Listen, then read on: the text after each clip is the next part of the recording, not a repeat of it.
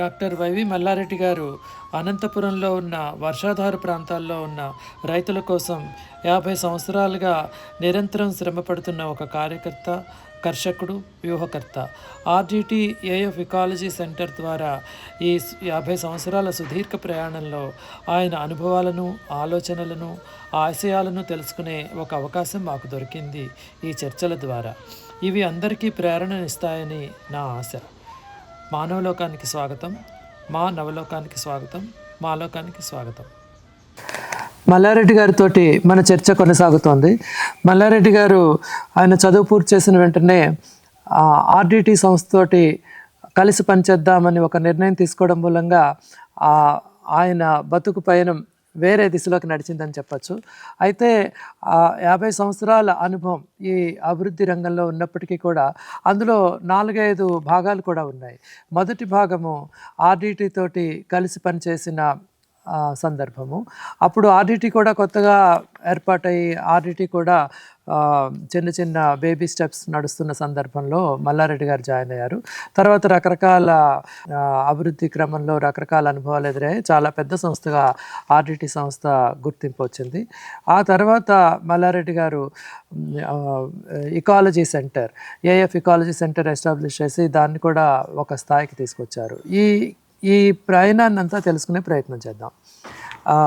మల్లారెడ్డి గారు, మీరు చదువు పూర్తయిన వెంటనే మీకు పేద ప్రజలతో పనిచేయడం చాలా అది మంచి పని, చదువు కన్నా BL చేయడం కన్నా లా కన్నా ఇది చేస్తే ఎక్కువ ఉపయోగం అన్న ఒక ఆలోచన రావడం మూలంగా మీ తల్లిదండ్రులకు ఇష్టం లేకపోయినా మీరు ఫాదర్ ఫెర్రర్ తోటి ముందర పార్ట్ టైం జాబ్ చేసి తర్వాత ఫుల్ టైం ఇంచుమించు అందులో కోర్ మెంబర్గా ఎదిగిన క్రమం ఉంది. ఈ సందర్భంలో ఫాదర్ ఫెర్రర్ మీ మీద చాలా ప్రభావం చూపించారు. తర్వాత మీరు కూడా ఫాదర్ ఫెర్రర్కి ఆల్మోస్ట్ ఒక కుడి భుజం లాగా ఆ సంస్థలో ఎదిగారు. ఈ అనుభవాల్ని, ఇందులో వచ్చిన ఒడిదుడుకులు కానీ, ఇందులో వచ్చిన అద్భుతమైన అవకాశాలు, పేద ప్రజలకి ఉపయోగపడే సందర్భాలు, తర్వాత మీరు ఎదుర్కొన్న రకరకాల సవాళ్ళు, వీటి గురించి తెలియజేస్తారా? ఎస్, తప్పకుండా రామచంద్రుడు గారు. నేను ఆర్డిటిలో చేరినప్పుడు యాక్చువల్గా BL చదువుతూ చేరినాను అనమాట. అయితే నాకు మొదట పని ఏమరంటే వెల్స్ సెక్షన్ అని ఉండేది, ఇరిగేషన్ సెక్షన్ అనమాట. అది యాక్చువల్గా బావులు తవ్వేది పని అనమాట రైతులకు. ఇక్కడ అనంతపురం జిల్లాలో కరువు కాబట్టి, కరువు జిల్లాలో కొంచెం నీళ్లు పడితే కొంచెం వాళ్ళకు కరువు నుంచి తట్టుకునే శక్తి వస్తుంది, వ్యవసాయం సాగుతుందని. సో ఆ దాంట్లో నాకు పని దొరికింది అనమాట. ఆ పని నాకు చాలా బాగా నచ్చింది. ఎందుకంటే నేను రైతు కుటుంబం నుంచి వచ్చినాను. బావి విలువేమో తెలుసు నాకు అన్నమాట. బావి లేకపోతే వ్యవసాయం ఎట్లా ఉంటుంది, బావి ఉంటే వ్యవసాయం ఎట్లా ఉంటుంది అనేది నాకు బాగా తెలుసు. కాబట్టి అది బాగా నాకు ఆకట్టుకుంది అనమాట. అయితే విలేజెస్కి పోవాలా, వెళ్ళి సూపర్వైజ్ చేయాలి, ఎంత డెప్త్ తగినారు దానికి కొంచెం పేమెంట్స్ అవి చేసేది అట్లాగా ఉండేదన్నమాట. సో ఆ పని ఉండేదానివల్ల ఆ పనిలో నేను నిమగ్నం అయిపోయినాను. సాయంత్రం ఈవినింగ్ కాలేజీకి పోయే అవకాశం నాకు తక్కువైపోయింది. సో ఆ పనిలోనే నిమగ్నం అయిపోయి ఇంక సరేలేండి, ఇంక నాకు ఇదే బాగుంది అని చెప్పినే ఆలోచన రావడం జరిగింది. ఏదో మంచి జరుగుతుంది కదా, చేద్దాంలే అనేటువంటి ఆలోచన. అప్పుడు ఎన్ని గ్రామాల్లో పని జరుగుతుంది? అప్పుడు దగ్గర 500 విలేజ్లో పనిచేసేవాళ్ళము. కంటిన్యూస్గా ఉండేది కాదు, ఎక్కడంటే అక్కడ పనిచేసేవాళ్ళం అనమాట. ఆ కాలంలోనే 8,000 బావులు ప్రోగ్రెస్లో ఉండేటివి అనమాట. ఫుడ్ ఫార్ వర్క్ కింద ఉండేటివి. PL 480 కింద మనకు గ్రెయిన్ వచ్చేది, bulgur wheat, milk powder, palm oil వచ్చేది అనమాట. సో మనము డబ్బులు ఇవ్వకుండా బావులు తవ్విన దానికి అది ఇచ్చేదన్నమాట. ఫుడ్ వాళ్ళకు వర్క్ దొరుకుతుంది, వాళ్ళ బావి వాళ్ళే తవ్వుకోవచ్చు, లేదంటే వేరే వాళ్ళు కొంతమందిని ఎంప్లాయ్ చేసుకున్నా వాళ్ళకు కూడా ఫుడ్ దొరుకుతుంది. సెల్ఫ్ ఎంప్లాయ్మెంట్ క్రియేషన్ రెండు రైతులకు అనమాట. సో అది చాలా బాగా నాకు నచ్చి దాంట్లో దిగిపోయినాను అనమాట. దిగిపోయిన తర్వాత ఆ సెక్షన్కు మాకు ఇప్పుడు కల్లం సుబ్బయ్య అని బాస్ ఉండేవాడు, రిటైర్డ్ లెఫ్టినెంట్ కల్లం అనమాట.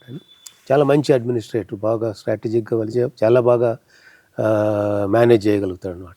So what this whole event has brought is, number one, it actually consolidated organization.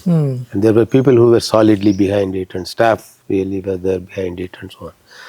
So, and that consolidation was very, very important. At that time it was a loose structure, so it became some kind of, when people fight together and then it builds that kind of a solidarity and things.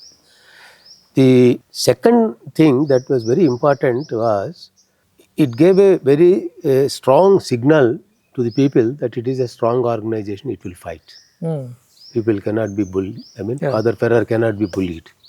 You know, this is the kind of, earlier, all sorts of people were trying to not, if not bully, they were trying to be acting nice and then, do all that, all sorts of cheat, things like that. So, that message that yes, organization is capable, they will defend themselves, they will assert themselves, and they will fight. These two things created a different kind of, culture within the organization. Those people became more committed, more honest and things like that, and work like that. So that's a very important. That's why I keep telling, only by going through the struggles we can consolidate ourselves. Some crisis will strengthen. Otherwise, we are loose. We don't know. Nobody knows your strength. Anybody can try and do anything, whatever it is. So you are taken for granted. But I think these kind of struggles, that is the important milestone for any organization. For any organization. So if you have, I keep telling to NGOs, if you have strong enemies, then you will become strong. If you don't have strong enemies, then you don't get strong. For NGOs, actually, enemy perhaps is a strange word, but it's not enemy in that sense, but adverse. Adversity, whatever it is. Against the philosophy of the organization, somebody is destabilizing it. Yes. And from that point of view, it is enemy to the organization because who are trying to destroy it. Somehow they would like to destroy or misuse it and things like that. That kind of inimical kind of forces. So I think you have to really assert yourself. And so in this process, actually played a very key role to bring all emotions together. Yes, that is the stage where not only I was accepted as a leader in the organization, not because of my position, whatever it is. I was still a supervisor. I was actually, no, I was not. I was a community organizer at that time, actually. But still, my position as a leader was recognized, acknowledged, not only within the RDT, but also in the NGO sector as such, and also with the people, whoever it is. Oh, he is somebody who stands for, and he is somebody who, what is his. And so that kind of a, and that I enjoyed it. I felt that yes, this is what is important, and that actually helped RDT, and then RDT really made me to, do that kind of a, this. And similar things happened afterwards also. Similar things came.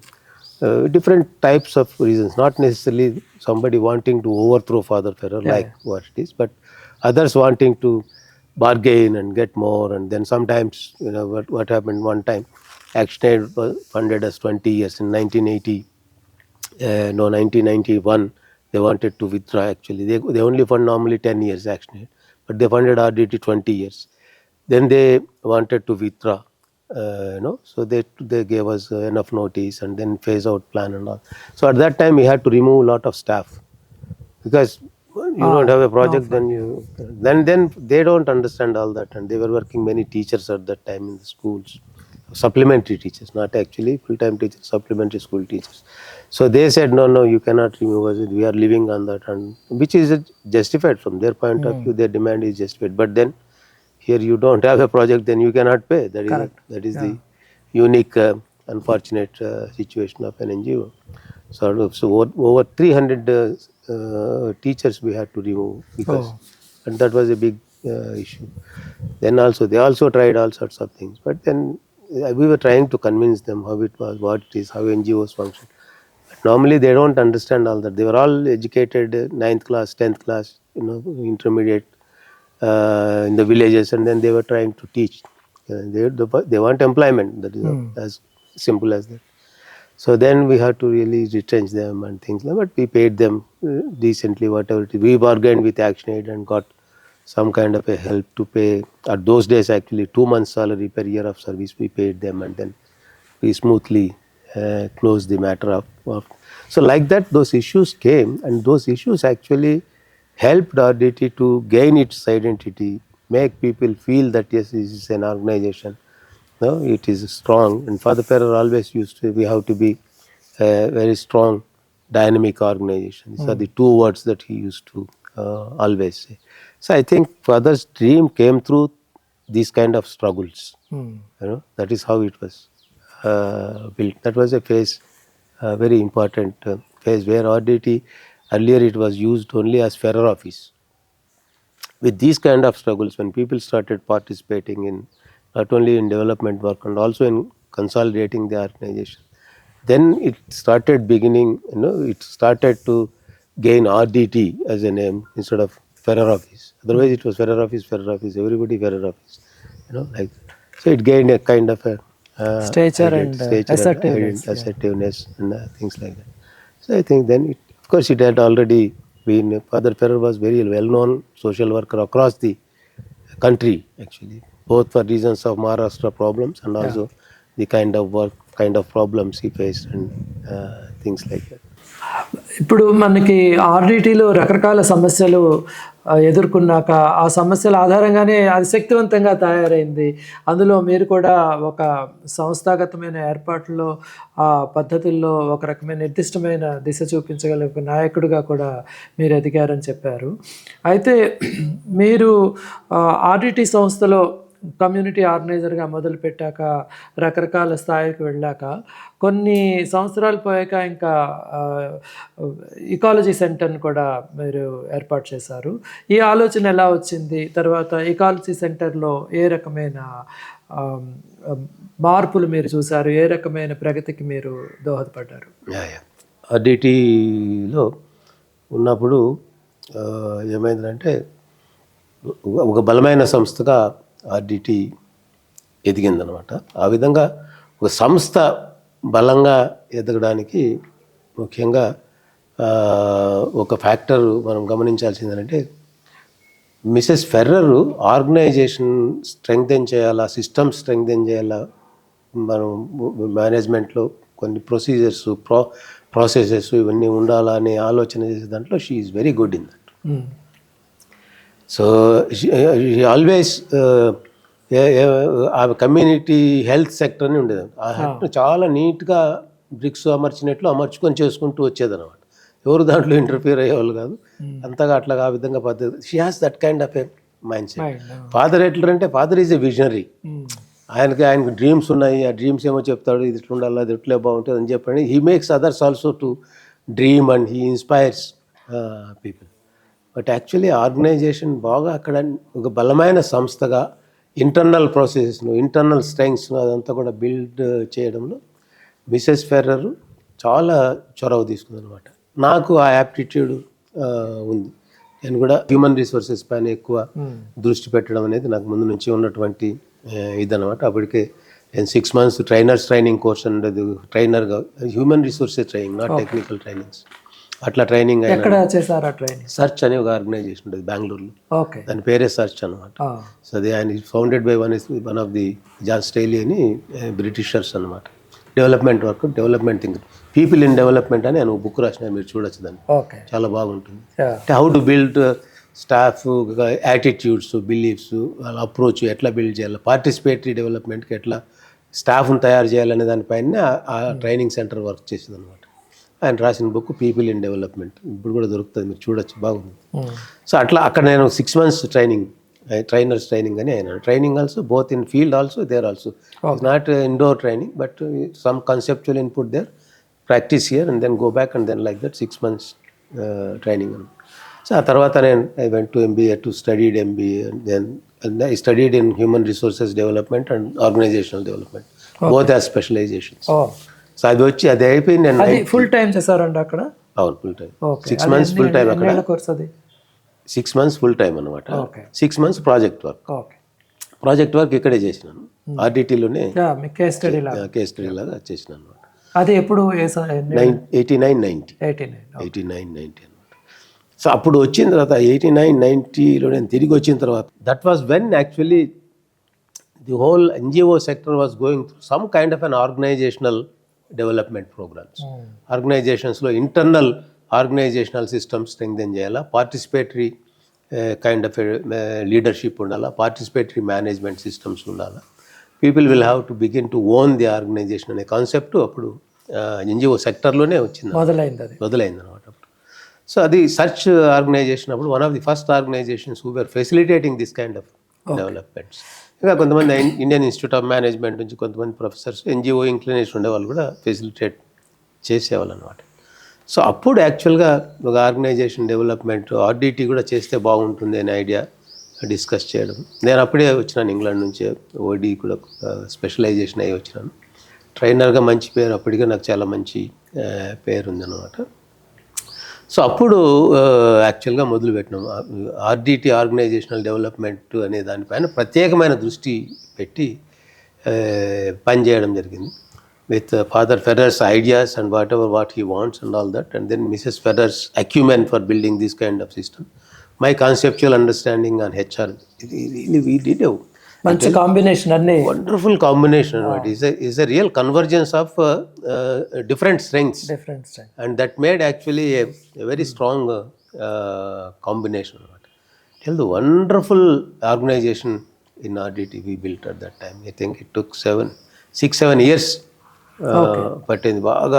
దాన్ని ప్రతి క్యాడర్ను కూడా ఒక స్థాయిలోకి కాన్సెప్చువల్గా, టెక్నికల్గా train చేయడం, ఎక్యూప్ చేయడం, motivation ఇవన్నీ కూడా తీసుకొని రావడం. ఎంత we could see the kind of visible change in the way people behave, the way people work, and everything was so good like that అనమాట. సో ఆ విధంగా జరుగుతున్నప్పుడు ఏమైందంటే, మీరు ఇంతకుముందు చెప్తే కదా ఒకసారి, Action Aid started withdrawing. They gave us a long withdrawal plan also, very very workable plan. Cut చేసుకుంటూ ఫండ్స్ తగ్గించుకుంటూ వస్తే 91 నుంచి 98 అయిపోతుంది అనమాట. 97, 98కి అయిపోతుంది. లాస్ట్ కొంచెం అట్లా తగ్గించుకుంటూ వస్తున్నాను. అప్పుడు మేము ఏం చేసినారంటే, ఆర్డిటీలో ఫాదర్ ఫెర్రర్ ఈ డోనర్ ఏజెన్సీస్ పైనే మనం పూర్తిగా ఆధారపడుతున్నాము. So let us start our own donor agency అనే ఐడియా ఫాదర్కి వచ్చింది. మాకందరికీ కూడా అది చాలా మంచి ఎగ్జైటింగ్ ఐడియాగా అనిపించింది. ఎందుకంటే ఎంతకాలం ఈ డోనర్స్ను, Father Ferrer was going and doing campaign for fund raising for Action Aid those days. మీరు ఎట్లా ఇప్పుడే క్యాంపెయిన్ చేస్తున్నారో ఆ క్యాంపెయిన్ ఏదో మనమే చేసుకోవచ్చు కదా అనేటువంటి ఐడియా మాకు రావడం జరిగింది. సో అట్లా అక్కడ ఫౌండేషన్ విన్సెంట్ ఫెర్రర్ అని అక్కడ ఒక ఫౌండేషన్ స్టార్ట్ చేయడం, అక్కడ ఫాదర్ ఫ్రెండ్స్ కొంతమంది అక్కడ దానికి సపోర్ట్ చేయడం, చాలామంది వాలంటీర్, అక్కడ ఎనర్జీ కొంచెం బాగా కనపడుతూ రావడం. ఇదేంటంటే 1998, 1999 అయ్యేటప్పటికి ఏమైందంటే అది బలమైనటువంటి సంస్థగా ఎదిగేది మొదలైంది అనమాట. కాన్ఫిడెన్స్ కొంచెం ఈ పక్క యాక్షన్ ఎయిడ్ అయిపోతుంది, అది ఇంకా ఓ పక్క నుంచి వస్తా అంటే కాంపెన్సేట్ అయిపోతుంది.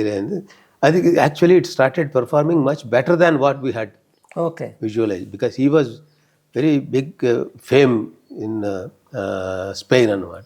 స్పెయిన్లో అక్కడ ఫండ్ రైజింగ్ కోసం ఒక ఫౌండేషన్ పెట్టారు. ఫౌండేషన్ పెడితే ఆయన చాలా భలే వండర్ఫుల్గా క్లిక్ అయినారు. They started owning him up, and then is a great worker. They gave him the highest at that time. They gave a very highest award of Spain, civilian award. మనకు భారతరత్న ఉంది, అట్లాంటి award father ఫెర్రర్కి ఇచ్చినాడు అనమాట. So అట్లా ఇచ్చి so that helped to raise ఇదైంది. So ఆ విధంగా ఉండి అట్లా టేకాఫ్ చేసుకునే టైంలో ఏమైందంటే, actually Moncho Ferrer was studying in England and he came back at that time. So then he took a couple of years to decide whether he will continue here or he will have some other future, and he took 2 years అక్కడ try చేసిన తర్వాత then he decided he would continue there, and we all felt it was necessary actually, because అక్కడ స్పెయిన్లో ఆ సంస్థ బలంగా ఎదగాలంటే Father Ferrer's son అనేది it really, Spain is a very conservative society in Europe compare to other. Very ఆ connect చాలా important అనమాట. ఇప్పుడు కూడా కిన్షిప్ సిస్టమ్ చాలా స్ట్రాంగ్గా ఉంటుంది యూరోప్లో, not like other European countries.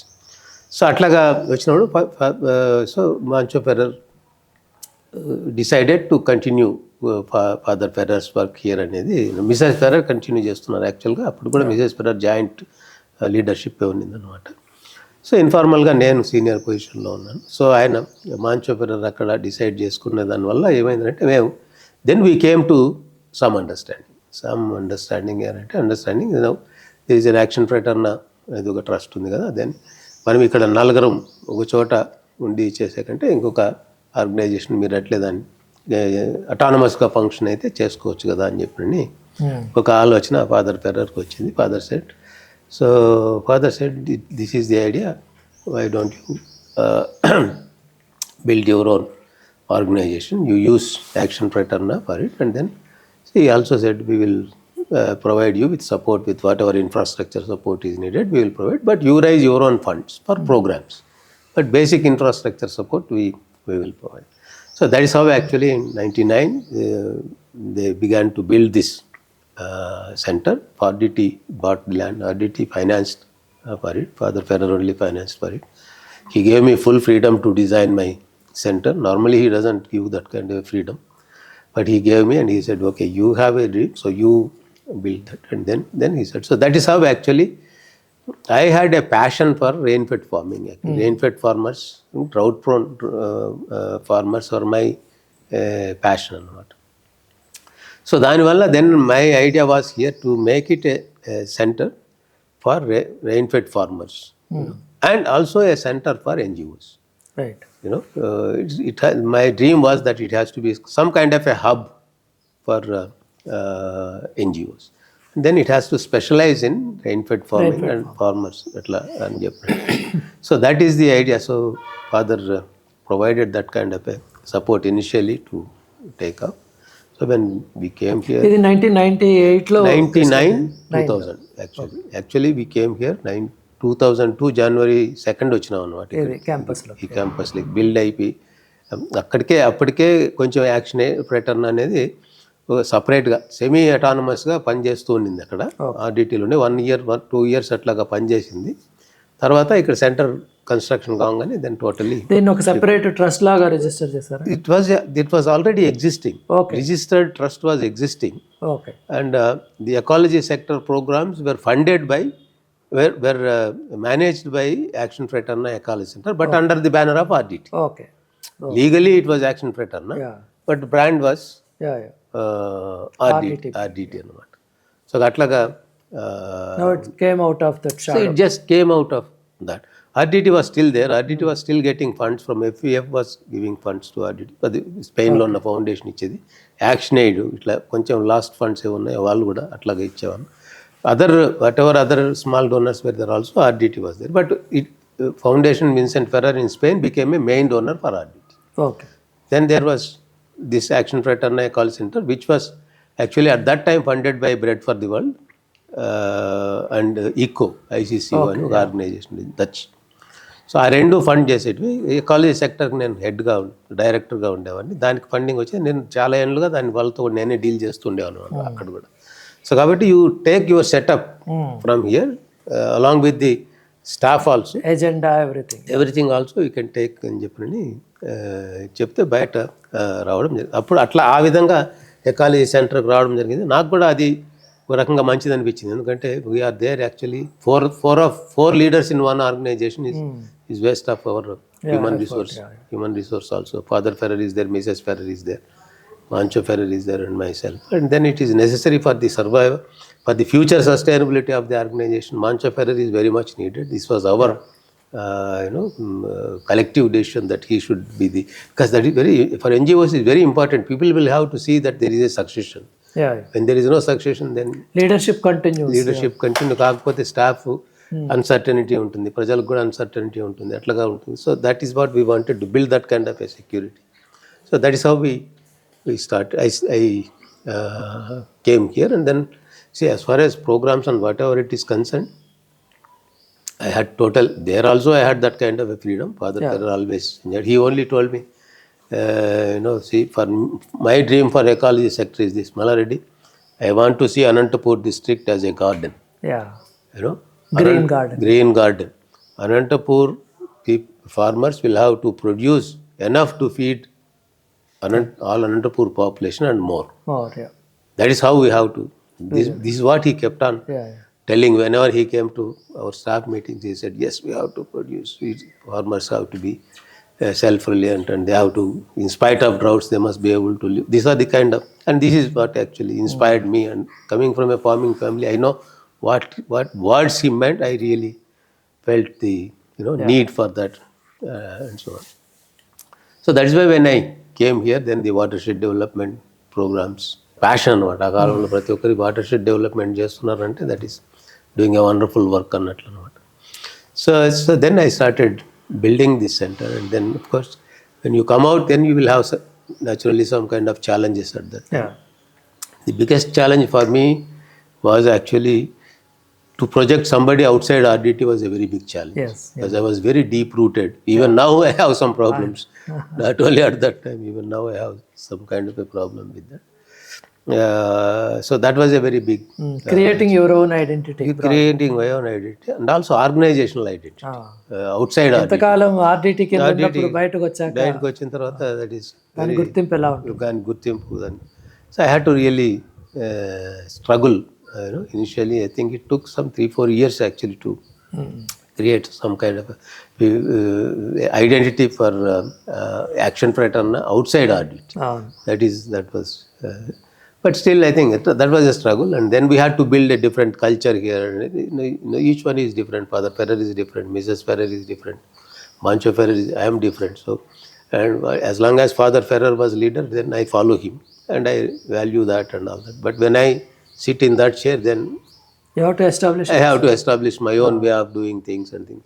So all that actually, it was done very very well. And what really I appreciate is that see, when somebody is moving out of an organization, the staff go with you.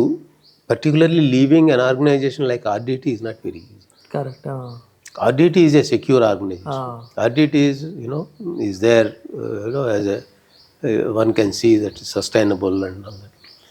Now they have to go with Malla Reddy. That is a very big decision that ఒక వడ్డించను ఇస్తారు ఎక్కడంతా, అక్కడ ఉంది. ఇక్కడ వచ్చి మళ్ళీ ఏం చేస్తారు, ఎట్లా చేస్తారని, ఏం చేస్తామన్నది ఒక చేస్తామని పెద్ద అన్సర్టనిటీ ఉంటుంది, insecurity. But I really appreciate the kind of confidence they had in me is amazing. మొత్తం స్టాఫ్ అంతా అప్పుడు ఎంతమంది మూవ్ అయ్యారు sir? 50, about 50, okay, 50-60 of us moved on.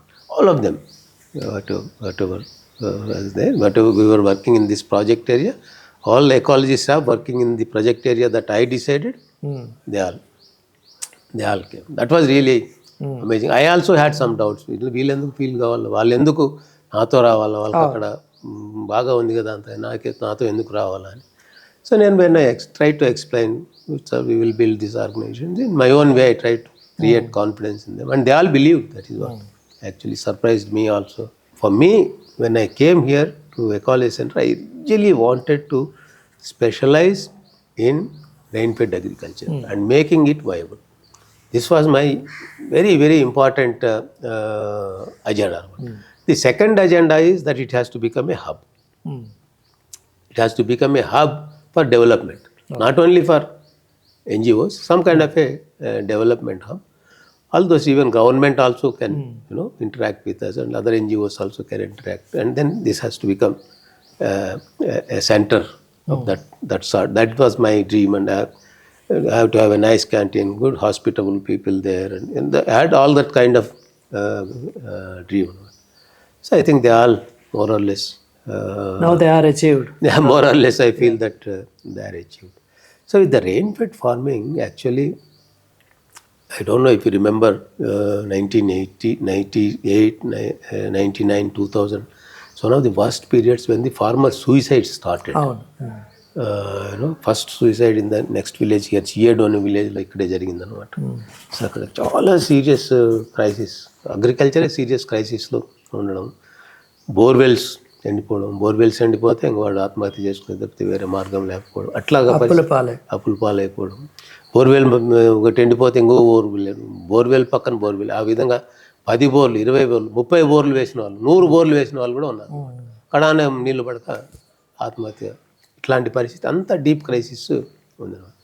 So ఎట్లా చేయాలి? ఇప్పుడు ఒక పక్కనేమో మనకున్నది బోర్వెల్స్ అంతా తీసుకుంటే కూడా ఆ కాలంలో అర్లీ 2000 అర్లీలో మొత్తం అంతా కూడా 1,00,000 బోర్బాలు కూడా లేవు. 30 లక్షల ఎకరాలు ఉంది. 30 లక్షల ఎకరాలు పంట పెట్టగలిగిన భూమి అనంతపురం జిల్లాలో ఉంది.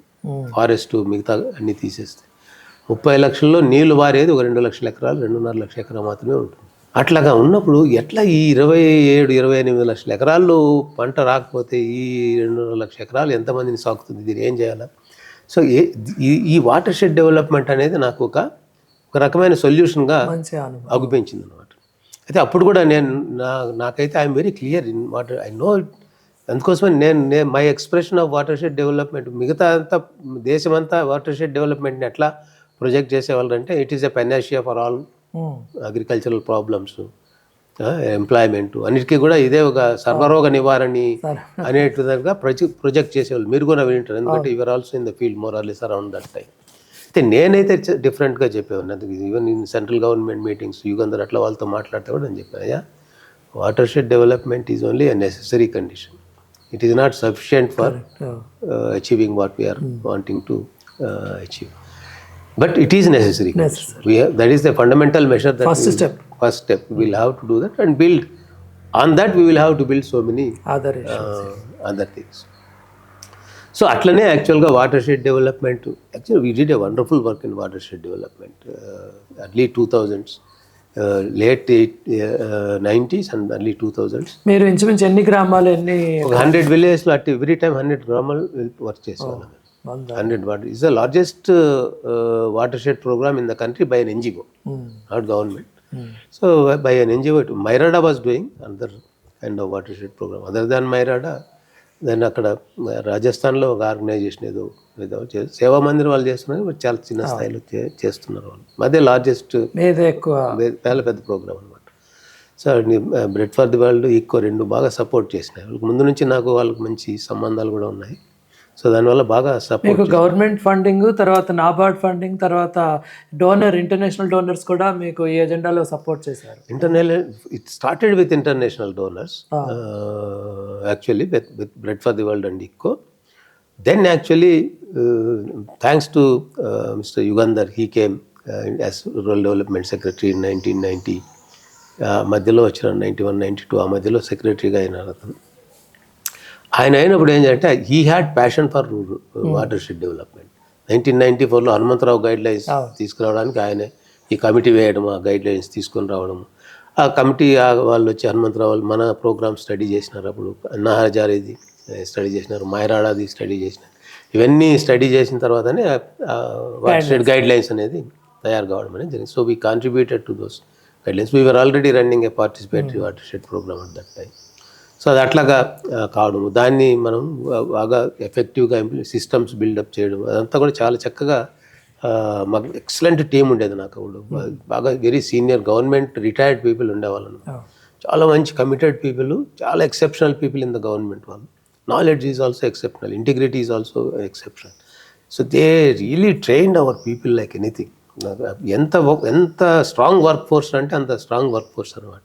ఎక్కడ దొరికేవాళ్ళు కాదు వర్క్. ఏదన్నా వాటర్ షెడ్ ప్రోగ్రాంలో ఒక చిన్న పని చేయాలంటే కూడా టెక్నికల్ స్కిల్ ఉన్నటువంటి వాళ్ళు ఎక్కడ వేరే అకాడమిక్ ఇన్స్టిట్యూషన్స్లో ఎక్కడ ట్రైనింగ్ అయ్యేది లేదు.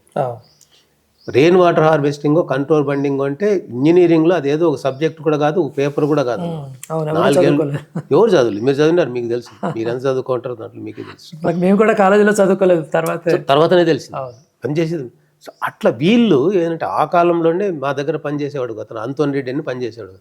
Anton Reddy in 80s he went to US. He studied there 1 year water shed development course. అదేదో అరిజోనా యూనివర్సిటీలో లో రెయిన్ ఫార్ ఏరియాస్ ఉండే. అట్లా he had very wonderful concept. బాగా ఉన్నాడు. వాళ్ళు మా వాళ్ళు ఎట్లాంటి టీమును తయారు చేసినారంటే అట్లాంటి. మీ గ్రామంలో కూడా మల్టీపర్పస్ వర్కర్స్ ఉండేవారు కదండి, వాళ్ళని సోషల్ ప్లస్ టెక్నికల్ అంతా సోషియో టెక్నికల్ ఆర్గనైజర్.